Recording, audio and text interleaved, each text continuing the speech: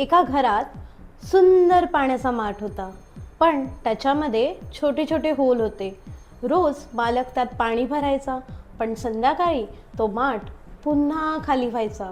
तसंच तुझ्या आयुष्याचंही सुरू आहे. रोज मेडिटेशन करतेस, चांगलं खातेस, पॉझिटिव्ह राहण्याचा प्रयत्न करतेस, तरीही संध्याकाळ झाल्यानंतर तुझी एनर्जी एकदम ड्रेन होते. कारण प्रॉब्लेम तुझ्या पाणी भरण्यात नाही आहे, प्रॉब्लेम तुझ्या आयुष्यातील त्या छोट्या छोट्या होल्समध्ये आहे. ते तुझे काही बॅड फ्रेंड्स, तुझी जुनी कोणाबद्दलची जलसी किंवा तासनतास फालतूचं गॉसिप करणं, ह्या सर्व गोष्टी तुझ्या एनर्जी चोरून घेत आहेत. तू कितीही प्रयत्न केला ना, तरी जोपर्यंत तू हे लिकेज थांबवत नाही तोपर्यंत तुझं आयुष्य नेहमी रिकामच राहील.